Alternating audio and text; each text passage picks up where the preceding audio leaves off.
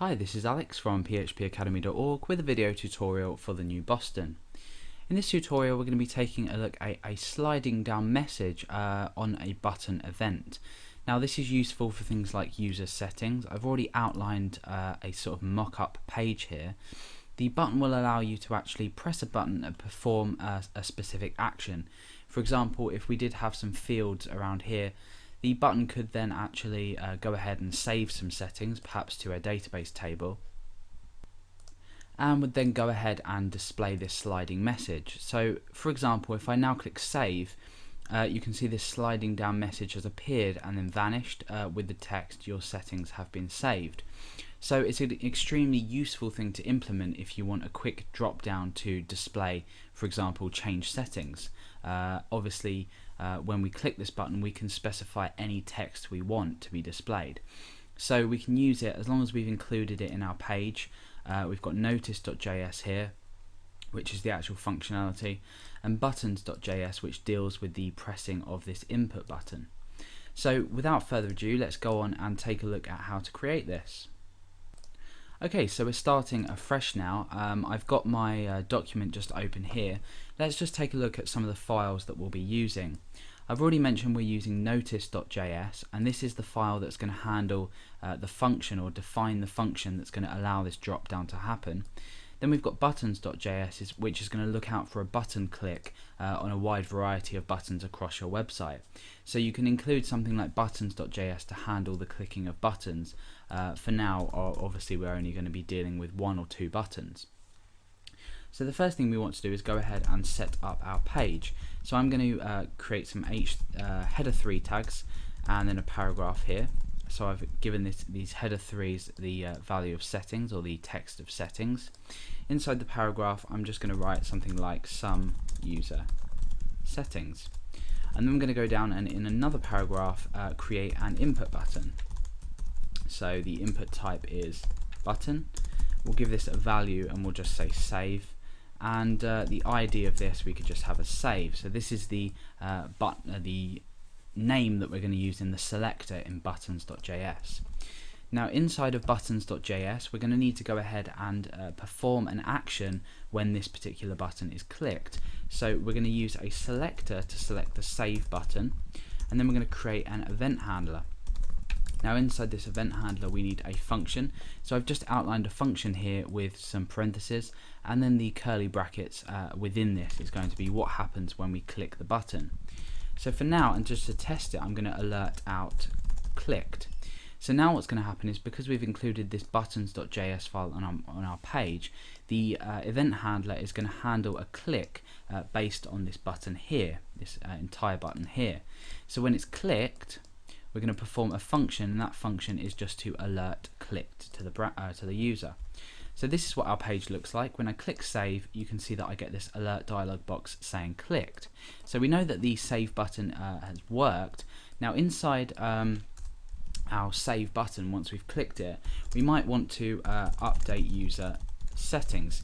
Now the reason I've commented this out is this will be handled entirely by yourself, and you would perhaps create some kind of AJAX call, some kind of HTTP request to update user settings.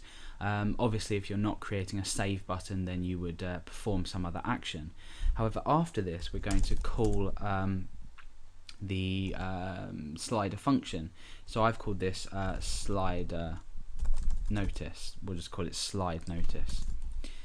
Slide notice. So we're going to call the slide notice function once we've created it. So when we actually click this button, the specific set of actions to do whatever you like are carried out.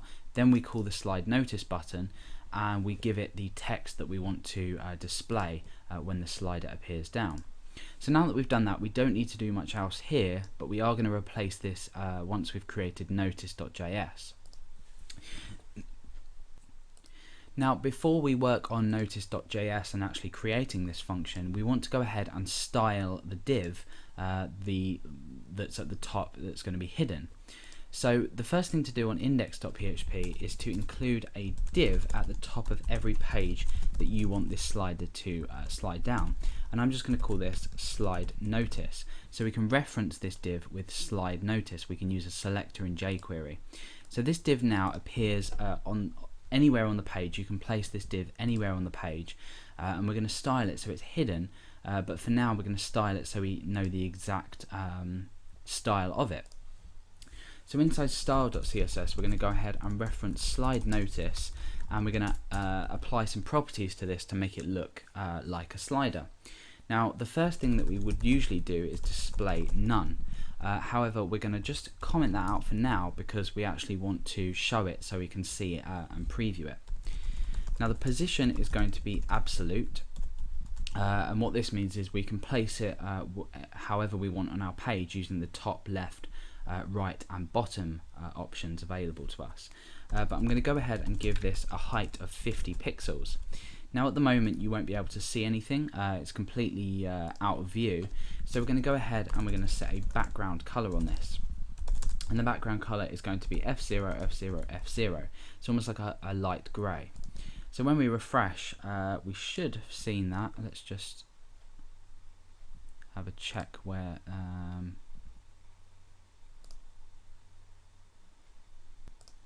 let's just go and get rid of this here. No. Oh, okay, so we'll go ahead and put some text just in here. So I put some text inside slide notice. That was why it wasn't displaying. So now we can see this div start to appear. Obviously at the moment it's not looking great. We just have a little rectangle here with text inside of it, and that overlaps the rest of our page content, and that's very important. We've given it, for that reason, we've given it the position absolute. Now we've got the height set to 50, however we need to go ahead and position it at the very top hand corner of our page. So I'm going to say top 0 and left 0. Now what this will do is it will position it in the top left hand corner. Let's just go ahead and preview that. You can see that's gone up to the top left hand corner. Now what we want to do is make the width equal to the 100% of the document body. So we want to go ahead and set a width option, which is 100%, and now you'll see that appear across the top of the page. So now we've hidden, we've sort of like, we can't see this settings header that we created earlier, and that's important that it slides over the content and doesn't shift the rest of the content down. You'll notice if we had changed the position to relative, you'll see that that doesn't really work how we want it to. So that's the reason we set it to absolute. Okay, so on with the rest of this styling. I'm going to set the text aligned to center. That just makes sure that the alignment of the text is in the middle of this div.